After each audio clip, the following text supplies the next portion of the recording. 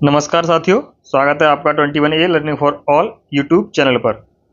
दोस्तों, आज हम बात करने वाले हैं बीएड प्रथम वर्ष के पेपर जो कि 2023 का प्रश्न पत्र है, जिसका नाम है childhood and growing up. Paper code है BD 101। आज हम 2023 के प्रश्न पत्र को हल कर रहे हैं। इसके बाद नेक्स्ट क्लास में 2024 के प्रश्न पत्र को देखेंगे। इस तरीके से हम 100 प्रश्न इसके और 100 प्रश्न 2024 वाली परीक्षा जो हुई थी उसके 200 प्रश्नों पर हम विस्तृत रूप से चर्चा करेंगे। चलिए शुरुआत करते हैं। पहला प्रश्न है, द कंडीशंस ऑफ लर्निंग पुस्तक के लेखक हैं। ऑप्शन ए है BF स्किनर, RM गेने, IP पावला या EL थॉर्नडाइक। तो इस प्रश्न का आंसर बता दूंगा आपको मैं। द कंडीशन ऑफ लर्निंग पुस्तक के जो लेखक हैं वो हैं RM गेने, ऑप्शन डी। गेने ने अपनी इस पुस्तक में अधिगम के 8 प्रकार बताए और वहां से भी आपकी परीक्षा में प्रश्न बनता है। आप इन 8 प्रकार को देख लीजिएगा। इसमें बता दूं, जो सबसे निम्न है वो है संकेत अधिगम और उसका उच्च स्तर है, जो 8वां स्तर है, उसको बोलते हैं हम समस्या समाधान अधिगम। ठीक, यहीं पे BF स्किनर की बात करें तो इन्होंने पुस्तक लिखी, इसका नाम रखा the behaviour of the organism. The behaviour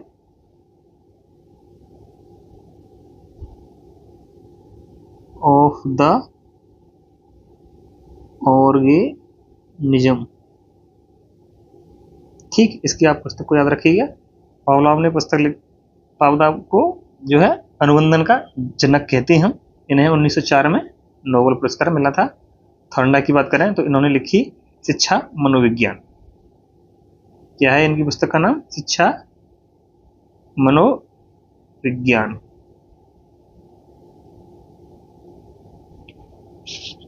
next चलते हैं। डिसलेक्सिया में यह करने में कठिनाई होती है, व्यक्त करने में या खड़े होने में या बोलने में या पढ़ने में।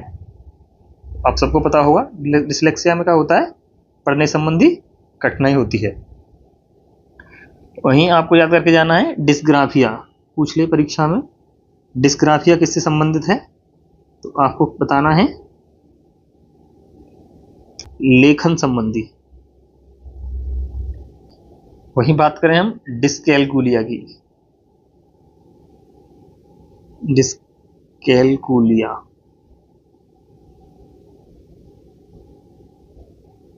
इसका संबंध किससे है? गणित संबंधी अधिगम से। वही बात करें हम अफेजिया, इसका होता है भाषा संबंधी।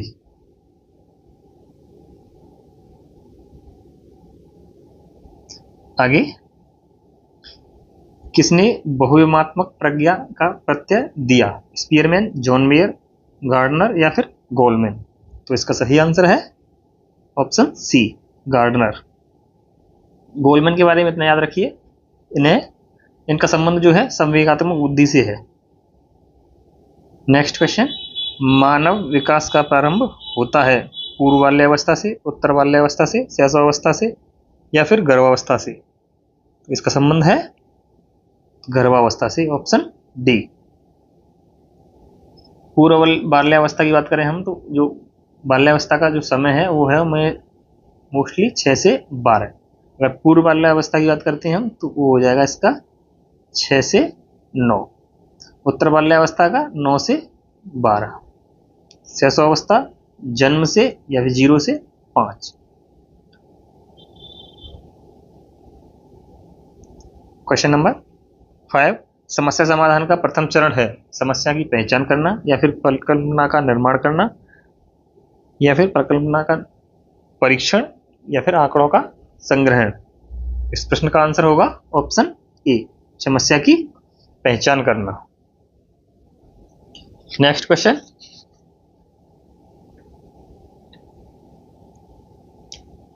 कक्षा में प्रश्न पूछने के लिए छात्रों को प्रेरित करना चाहिए, रोक देना चाहिए, हतोत्साहित करना चाहिए या फिर अनुमति नहीं देनी चाहिए?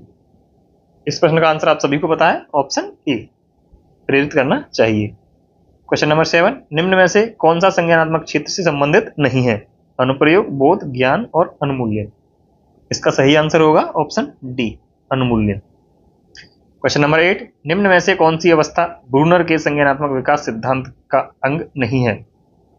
प्रतिबिंबात्मक अवस्था, संकेतात्मक अवस्था, क्रियात्मक अवस्था या फिर अंतःप्रज्ञा अवस्था?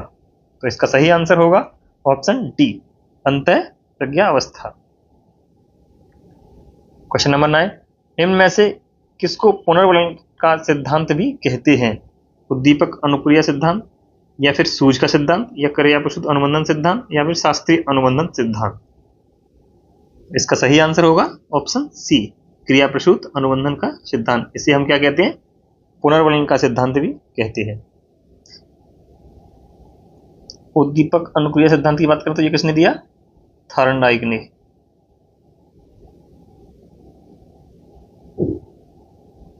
और इनकी बात करें तो सूझ का सिद्धांत कोहलर ने दिया। किस पर प्रयोग किया था?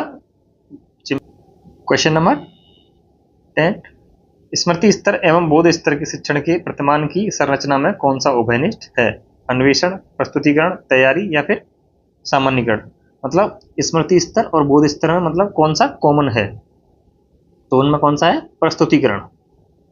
यहां बता दूं मैं आपको, स्मृति स्तर इसके जनक हैं हर्बर्ट। हर्बर्ट ने बताया प्रस्तावना, ये स्मृति की स्तर बताई 5, जिसमें था प्रस्तावना, प्रस्तुतिकरण, अगला है प्रयोग और उससे अगला सामान्यीकरण और नेक्स्ट स्पष्टीकरण। ऐसे ही बोध स्तर के जो जनक हैं वो हैं मॉरिसन। आपको ये याद रखना है, परीक्षाओं में कई बार पूछा गया है। बोध स्तर के जनक कौन है? मॉरिसन। इन्होंने भी बोध स्तर के 5 चरण बताए। वो कौन कौन से थे? खोज या अन्वेषण, दूसरा था संगठन, तीसरा था आत्मीकरण और चौथा था प्रस्तुतिकरण। यही आपसे पूछ रहा है कि इन दोनों में उभयनिष्ठ कौन है? तो प्रस्तुतिकरण यहां भी है और प्रस्तुतिकरण यहां भी। तो हमारा आंसर क्या हुआ? प्रस्तुतिकरण। क्वेश्चन नंबर 11, संविधान के किस संशोधन में शिक्षा एक मौलिक अधिकार बन गई? 25वें, 52वें, 82वें या फिर 86वें? आप सबको पता होगा इसका answer, option D. Question number 12, अभिप्रेरणा के मूल प्रवृत्ति सिद्धांत के प्रतिपादक हैं? Abraham Maslow, Simpson, William James या फिर मैकडूगल? तो अभिप्रेरणा के मूल प्रवृत्ति का सिद्धांत दिया William McDougall, option D. Next question number 13, निम्न में से कौन सा अधिगम का एक वक्र नहीं है? मिश्रित, लंबवत, उन्नतोदर या फिर नतोदर? तो अधिगम का जो वक्र मिश्रित भी होता है, उन्नतोदर होता है, नतोदर भी होता है और लंबवत नहीं होता है। तो हमारा आंसर हो जाएगा ये, ऑप्शन बी। मिश्रित को हम एस टाइप का वक्र भी बोलते हैं, हम एस टाइप का वक्र। इसको हम ऋणात्मक वक्र भी बोलते हैं और नतोदर मतलब धनात्मक।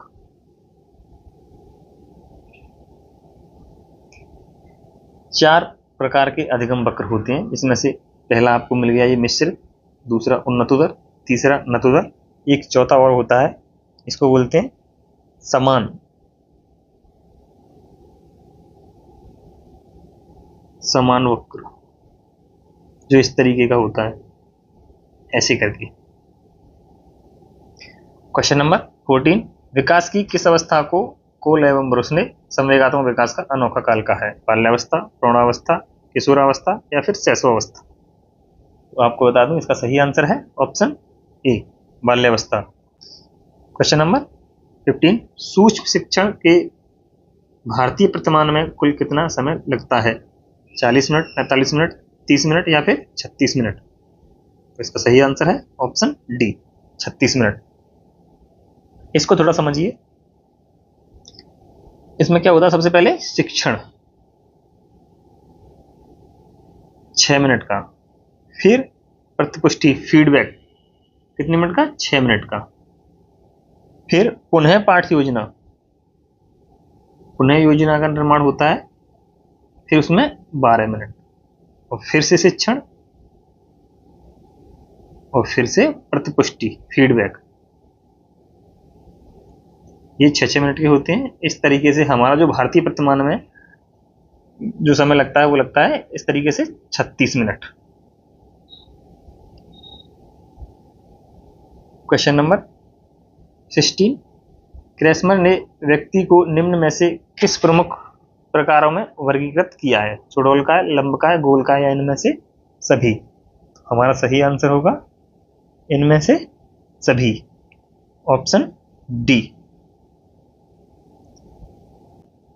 क्वेश्चन नंबर 17, टीईटी का उद्देश्य निम्न में से किसका मापन करता है? अभिक्षमता, बौद्धिक क्षमता, अभिवृत्ति, मूल्य। तो इसका सही आंसर होगा ऑप्शन ए, अभिक्षमता। क्वेश्चन नंबर 18, मूल प्रवृत्ति की एक प्रमुख विशेषता है जो पाई जाती है केवल चूहों एवं बिल्लियों में, मनुष्यों में, सभी प्राणियों एवं तथा जन्मजात व प्राकृतिक होती है, केवल कलाकारों में। तो इसका सही आंसर होगा ऑप्शन सी, सभी प्राणियों तथा जन्मजात व प्राकृतिक होती है। क्वेश्चन नंबर 19, निम्न में से कौन सा शिक्षण मनोविज्ञान की सर्वाधिक व्यक्तिनिष्ठ विधि है? बहिर्दर्शन, अंतर्दर्शन, निरीक्षण, प्रयोगीकरण। तो इसका सही आंसर है अंतर्दर्शन। क्वेश्चन नंबर 20, दर्पण चित्र परीक्षण किसे मापने हेतु प्रयुक्त होता है? अधिगम अंतरण को, अधिगम की गति को, सृजनात्मकता को या फिर अभिरुचि को? तो इसका सही आंसर होगा ऑप्शन ए, अधिगम के अंतरण को। नेक्स्ट क्वेश्चन,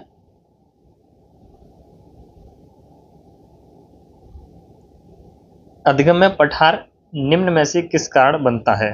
अभिप्रेरणा द्वारा, परिपक्वता द्वारा या फिर थकान या फिर रुचि के द्वारा? तो आपका सही आंसर होगा ऑप्शन सी, थकान। क्लाउड पिक्चर परीक्षण निम्न में से किसके मापन में प्रयुक्त होता है? व्यक्तित्व, बुद्धि, अभिक्षमता या फिर अभिरुचि? तो आपका सही आंसर होगा व्यक्तित्व, ऑप्शन ए। क्वेश्चन नंबर 23, बुद्धिलब्धि की गणना का सही सूत्र निम्नलिखित में से कौन सा है?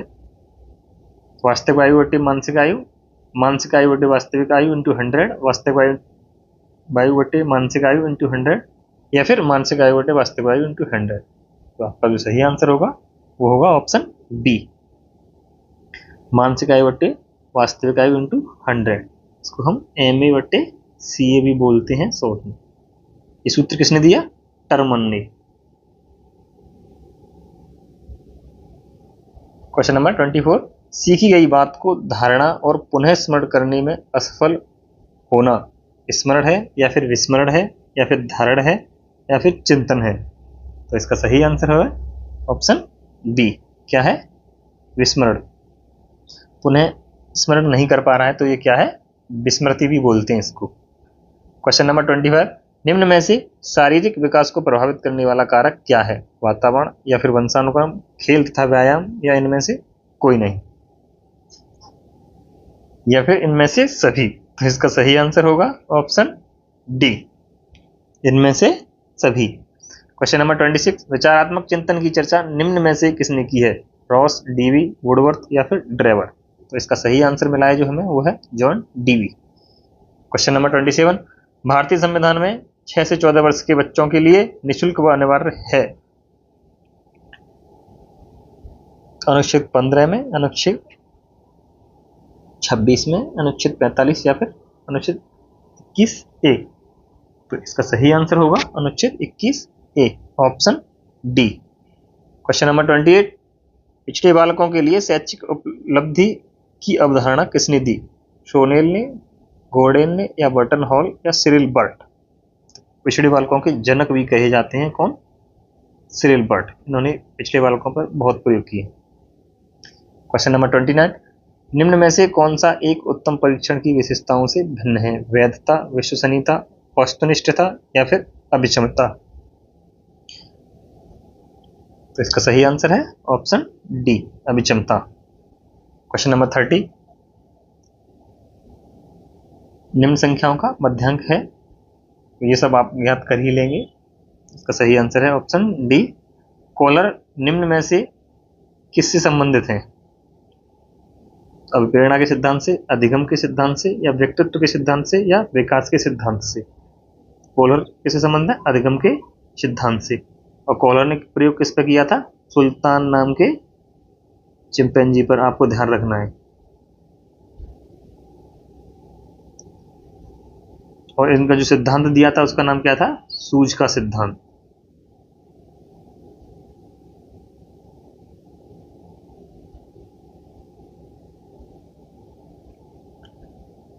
क्वेश्चन नंबर 32, निम्न में से किसके प्रयोग में कुत्ता एक विषय ही था? Skinner, Kohler, Thorndike, Pavlov. तो आप सबको पता होगा किसके प्रयोग का विषय था कुत्ता? Pavlov, option D. थॉर्नडाइक की बात करें तो इनका क्या था? बिल्ली। कोहलर अभी बता चुका हूं मैं, सुल्तान नाम के चिंपैंजी पर। स्किनर का चूहों पर। क्वेश्चन नंबर 33, युयुत्सा है मूल प्रवृत्ति, चिंतन, कल्पना या फिर संवेग? तो युयुत्सा क्या है? मूल प्रवृत्ति है।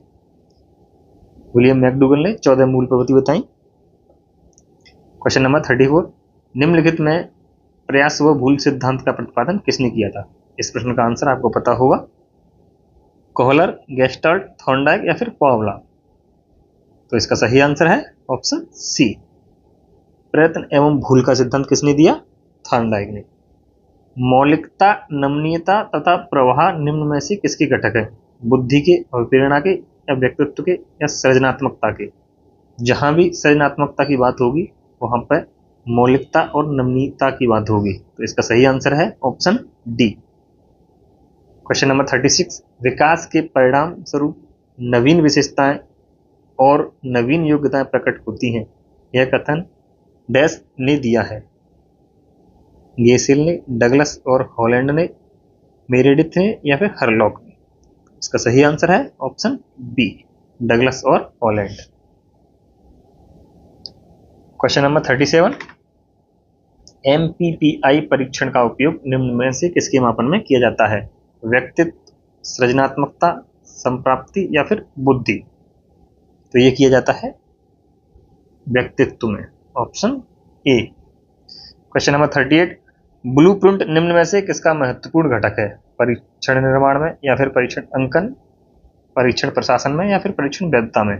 तो ब्लूप्रिंट का जो प्रयोग किया जाता है वो किया जाता है परीक्षण के निर्माण के लिए, ऑप्शन ए सही होगा इसका। क्वेश्चन नंबर 39, निम्न में से कौन तरल क्रिस्टलीय बुद्धि के प्रतिपादक थे? कैटल, स्किनर, वर्नन या फिर थॉर्नडाइक? तो इसका सही आंसर है कैटल, ऑप्शन ए। कैटल ने बुद्धि के तरल और क्रिस्टलीय प्रतिमान का इनको जनक कहा जाता है।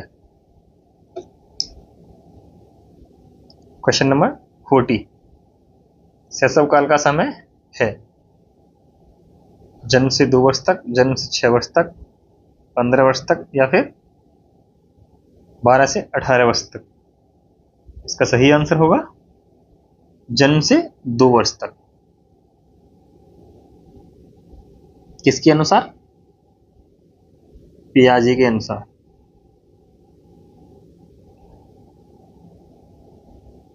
क्वेश्चन नंबर 41, निम्नलिखित में ग्रंथियों के आधार व्यक्तित्व के विभिन्न प्रकारों की चर्चा किसने की है? क्रेस्मर, स्प्रेंजर, कैनन और जुंग? इसका सही आंसर है ऑप्शन डी। ये मैं पहले आपको बता चुका हूं। क्रेस्मर ने शरीर रचना के आधार पर, स्प्रेंजर ने सामाजिक मूल्यों के आधार पर, लिख देता हूं मैं, मूल्यों के आधार पर, और इन्होंने शारीरिक रचना के आधार पर। क्वेश्चन नंबर 42, निम्नलिखित में से किसका नाम सृजन शास्त्र के पिता से जुड़ा है? क्रो, वुडवर्थ, रॉस या गाल्टन? तो इसका सही आंसर होगा ऑप्शन डी, फ्रांसीसी गाल्टन।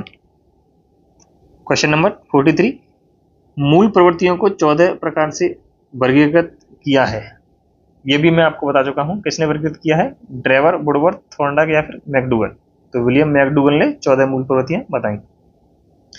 क्वेश्चन नंबर 44, औसत बुद्धि वाले बालकों का बुद्धि लब्धि स्तर होगा 70 से 79 या फिर 110 से 114 या फिर 90 से 109 या फिर 18 से 89। इसका सही आंसर होगा औसत बुद्धि बच्चे होते हैं उनका आईक्यू कितना होता है, 90 से 109। आगे चलते हैं नेक्स्ट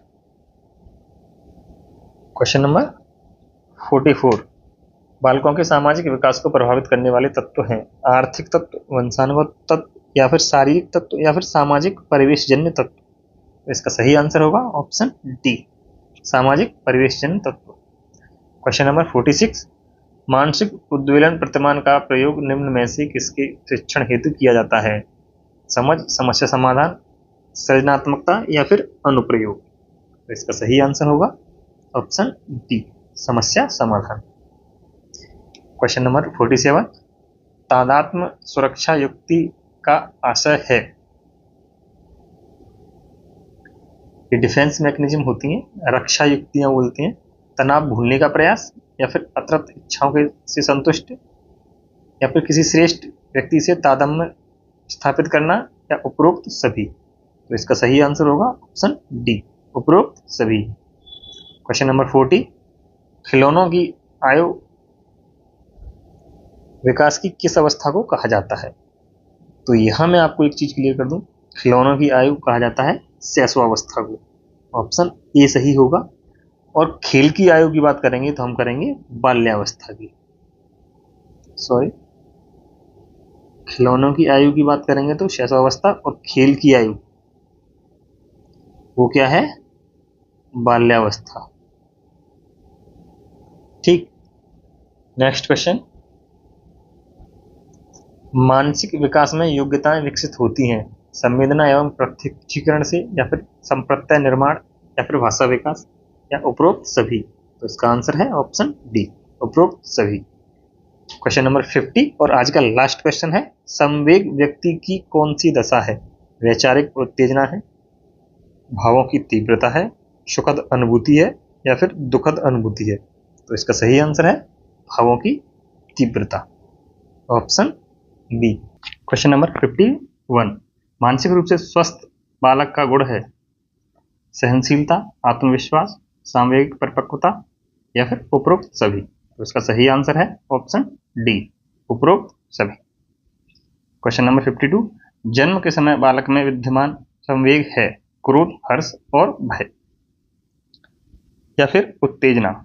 तो इसका सही आंसर है ऑप्शन डी, उत्तेजना। नेक्स्ट क्वेश्चन, पियाजे के अनुसार अनुकूलन में कौन सी प्रक्रिया सम्मिलित रहती है, आत्मसातीकरण, समष्टिकरण या फिर ए एवं बी दोनों। तो इसका सही आंसर होगा option C, A and B दोनों।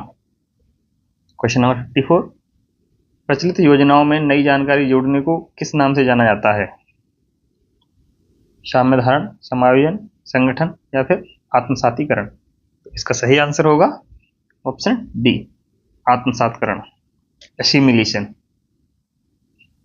क्वेश्चन नंबर 55, कोलबर्ग के सिद्धांत में कौन सा स्तर नैतिकता की अनुपस्थिति को प्रदर्शित करता है, सेकंड स्तर या फिर थर्ड, फोर्थ या फिर फर्स्ट। तो इसका सही आंसर होगा ऑप्शन डी, प्रथम स्तर। क्वेश्चन नंबर 56, वाइगोत्स्की के विकास में किस पक्ष की उपेक्षा की गई है, सामाजिक, सांस्कृतिक, भाषाई या फिर जैविक। तो इसका भी सही आंसर होगा ऑप्शन डी, क्योंकि वाइगोत्स्की सामाजिक विकास की बात करते हैं, सांस्कृतिक की और भाषाई की। क्वेश्चन नंबर 57, बालक के संप्रत्यय विकास में सहायक कारक है संबंधों को सही सही देखने की क्षमता, शब्दों के पीछे छिपे अर्थ को समझने की क्षमता, यथार्थ रूप से चिंतन करने की क्षमता या फिर उपरोक्त सभी। इसका सही आंसर होगा ऑप्शन डी, उपरोक्त सभी। क्वेश्चन नंबर 58, शर्म तथा गर्व जैसी भावनाओं का विकास किस अवस्था में होता है? शैशवावस्था में, या फिर बाल्यावस्था, किशोरावस्था या प्रौढ़ावस्था? तो इसका सही आंसर होगा ऑप्शन बी, बाल्यावस्था। Next question, question number 59। समायोजन की प्रक्रिया है स्थिर, मानसिक, गतिशील या फिर उपरोक्त सभी? तो इसका आंसर है ऑप्शन डी, उपरोक्त सभी। Question number 60। बोले जाने वाली भाषा की सबसे छोटी इकाई है? वाक्य विन्यास, अर्थ विज्ञान, रूप ग्राम या फिर ध्वनिग्राम? तो इसका आंसर है ऑप्शन डी, ध्वनिग्राम। Next question, question number 61। निम्न में से कौन सी शिक्षण विधि प्रजातांत्रिक नहीं है? सामूहिक परिचर्चा, प्रोजेक्ट विधि, सहभागी विधि या फिर व्याख्यान विधि? तो इसका सही आंसर होगा ऑप्शन बी, प्रोजेक्ट विधि। Question number 62। निम्न में से कौन सा एक संवेग है? ध्यान, उद्दीपक, स्मृति और आमोद? तो इसका सही आंसर होगा option D, Amod. William McDougall ने 14 प्रकार के संवेग बताए हैं, ये आपको याद रखना है।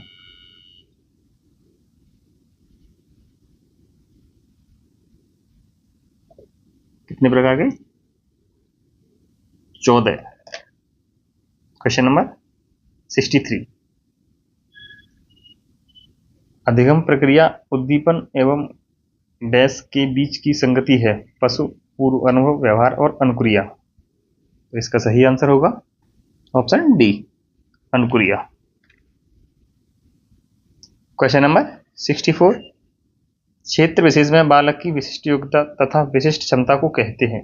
रुचि, मूल्य, अभिप्रेरणा, अभिक्षमता? तो इसको कहते हैं हम एप्टीट्यूड, ऑप्शन डी, अभिक्षमता। Question number 65। संप्रेषण संबंधी अक्षमता है? डिस्कैलकुलिया, डिस्पेजिया, डिस्ग्राफिया या फिर डिसलेक्सिया? इसका सही आंसर होगा ऑप्शन बी, डिस्पेजिया। ये मैंने आपको कल भी बताया था। डिस्कैलकुलिया गणितीय संबंधी, ठीक। डिस्ग्राफिया लेखन संबंधी अक्षमता है ये, और डिसलेक्सिया पढ़ने संबंधी, पढ़ने में कठिनाई का अनुभव हो तो क्या है? डिसलेक्सिया। Question number 66। निम्न में से कौन सा समस्या समाधान में बाधक नहीं है? नकारात्मक मानसिक वृत्ति, सूझ, भग्राशा, जिसे बोल रहे हैं हम प्रॉब्लम सोल्विंग, या फिर चिंता? तो जो बाधक नहीं है वो यही है, ऑप्शन सी, प्रॉब्लम सोल्विंग या फिर भग्राशा। Question number 67। शिक्षण के दौरान आवाज में उतार चढ़ाव उदाहरण हैं? मतलब किस कौशल के उदाहरण है? समापन कौशल के, या फिर उद्दीपन परिवर्तन कौशल, प्रस्तावना कौशल या फिर पुनर्वलन कौशल? तो इसका सही आंसर होगा ऑप्शन बी, उद्दीपन परिवर्तन कौशल में ही हम आवाज में उतार चढ़ाव, आरोह अवरोह लाते हैं। Question number 68। एरिक्सन ने किशोरावस्था का कौन सा टकराव बताया है? विश्वास बनाम अविश्वास, पहल बनाम दोष, अभिज्ञान बनाम भूमिका दुविधा, संपूर्णता बनाम निराशा? तो इसका सही आंसर होगा ऑप्शन सी, अभिज्ञान बनाम भूमिका द्वंद्व। एरिक्सन की जो 8 अवस्थाएं हैं इनको आप लोग देख कर जाइए, यहां से प्रश्न बनता है। Question number 69। बाल विकास का तात्पर्य है अभिवृद्धि, स्वास्थ्य, भार या फिर क्रमिक परिवर्तन? तो इसका सही आंसर होगा ऑप्शन डी, क्रमिक परिवर्तन। Question number 70। किसने कहा परामर्श में आमने सामने का संबंध होता है जिससे परामर्शदाता तथा परामर्श लेने वाला दोनों ही उन्नति की ओर अग्रसर होते हैं? रॉबिन्सन, रूथ स्ट्रॉन्ग, एरिक्सन या बाल्वर? तो इसका सही आंसर होगा option A, Robinson. Question number 71। निर्देशन एक सुव्यवस्थित प्रक्रिया है? औपचारिक, अनौपचारिक, दोनों या फिर इनमें से कोई नहीं? तो इसका सही आंसर होगा ऑप्शन बी, औपचारिक और अनौपचारिक दोनों। क्वेश्चन नंबर 72, विकासात्मक कार्य का प्रत्यय दिया गया, हेविंगहस्ट, जेसिप, हरलॉक या फिर प्याजे। इसका सही आंसर है ऑप्शन ए, हेविंगहस्ट के द्वारा। क्वेश्चन नंबर 73, इच्छाओं के टूटने पर किस प्रकार के समायोजन की आवश्यकता होती है, शारीरिक समायोजन, संवेगात्मक समायोजन, सामाजिक समायोजन या फिर इनमें से कोई नहीं। तो इसका सही आंसर है ऑप्शन बी, संवेगात्मक समायोजन।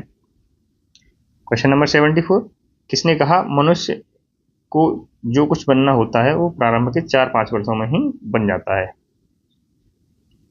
Fried, Adler, Newman, Hurlock.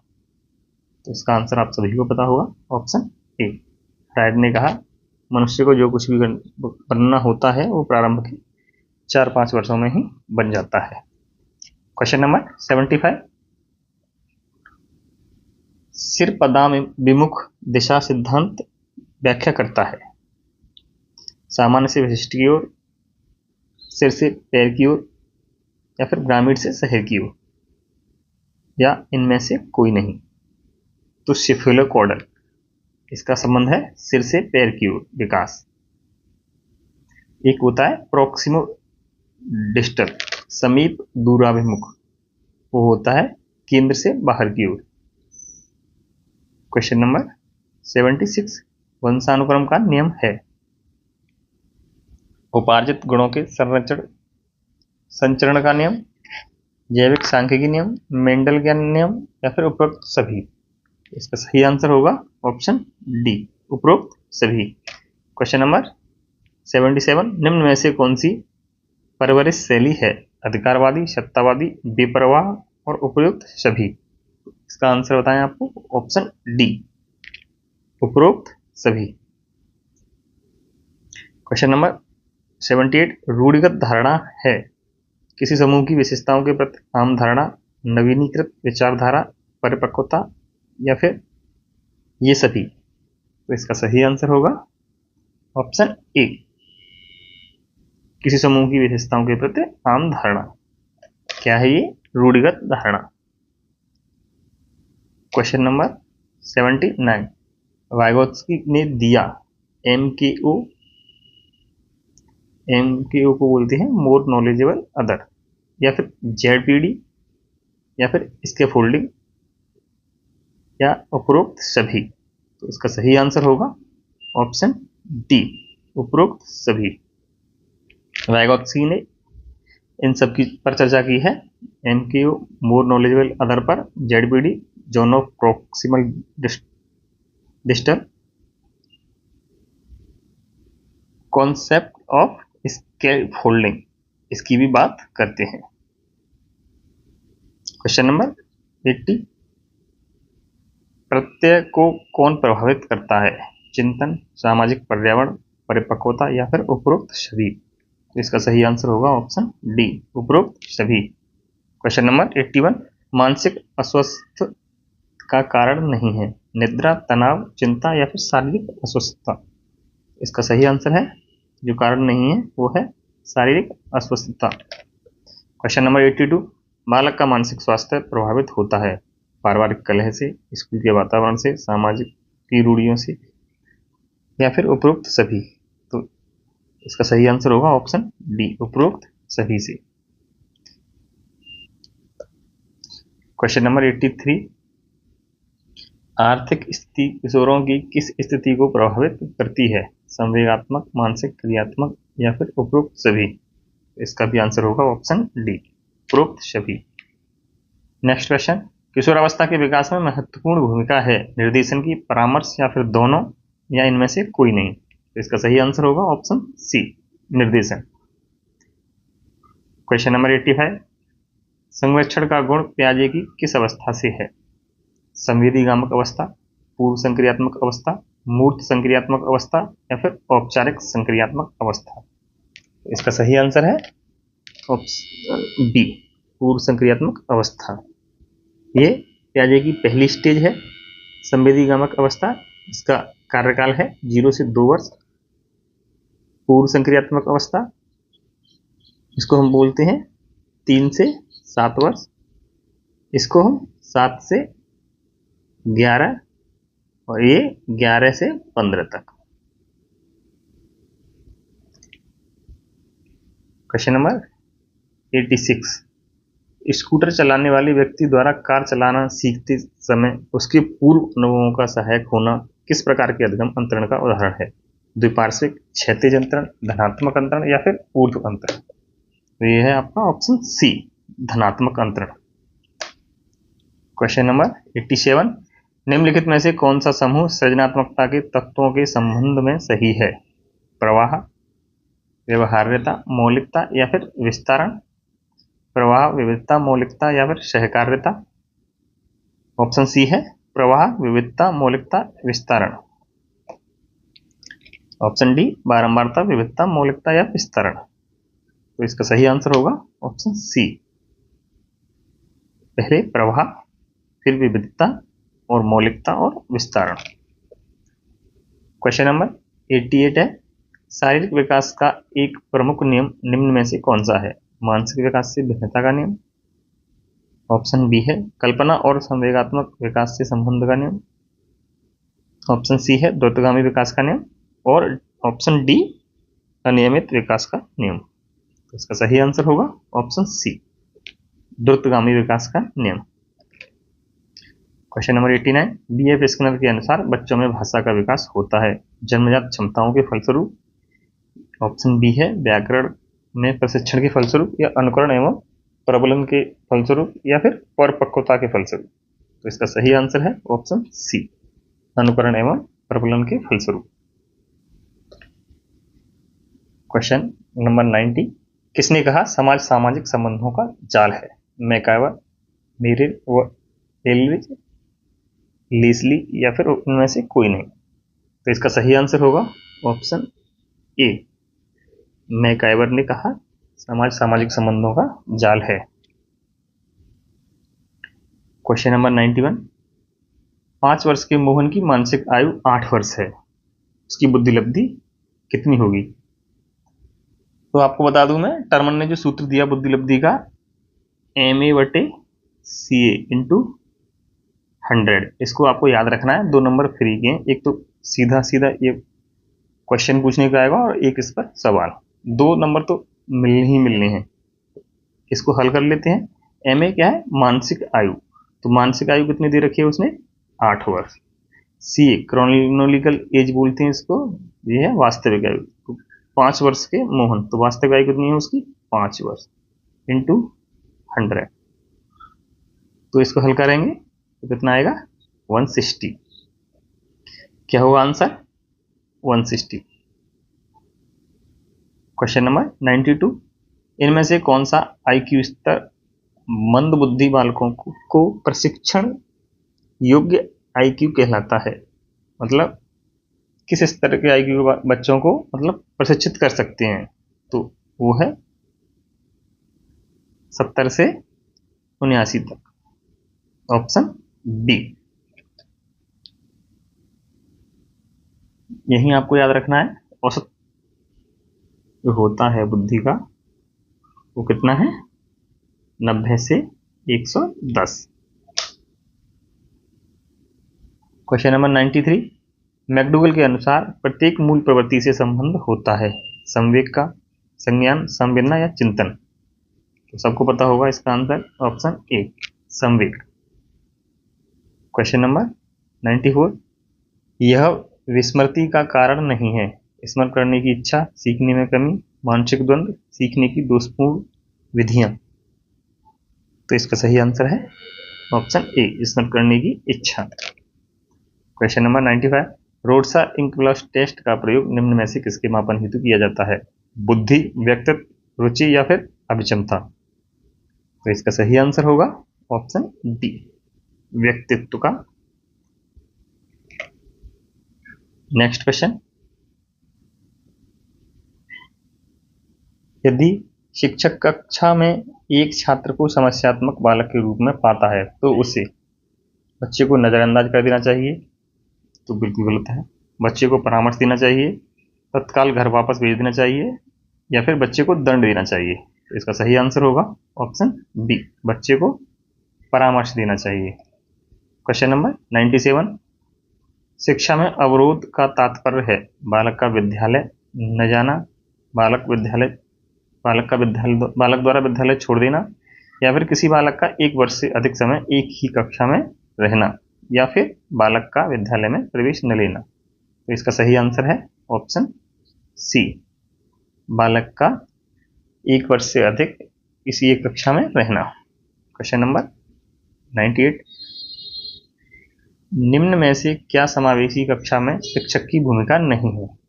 शिक्षक को निशक्त बच्चों पर ध्यान नहीं देना चाहिए,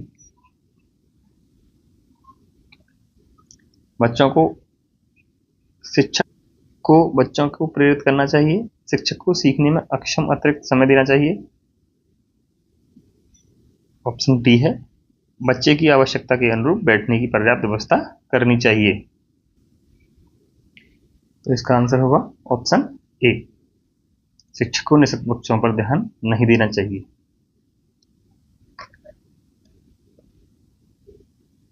क्वेश्चन नंबर 99, बालकों का अधिगम सर्वाधिक प्रभावशाली होगा जब बालकों का संज्ञानात्मक, भावात्मक तथा मनोचालक पक्षों का विकास होगा, या फिर शिक्षण व्यवस्था एकाधिकारवादी होगी। ऑप्शन सी है, शिक्षक अधिगम प्रक्रिया में आगे होकर बालकों को निष्क्रिय रखेगा, या फिर ऑप्शन डी, पढ़ने लिखने एवं गणितीय कुशलताओं पर ही बल देगा। इसका सही आंसर होगा ऑप्शन ए, बालकों का संज्ञानात्मक, भावात्मक और मनोचालक पक्षों का विकास। क्वेश्चन नंबर 100, निम्न में से कौन से इससे भिन्न है?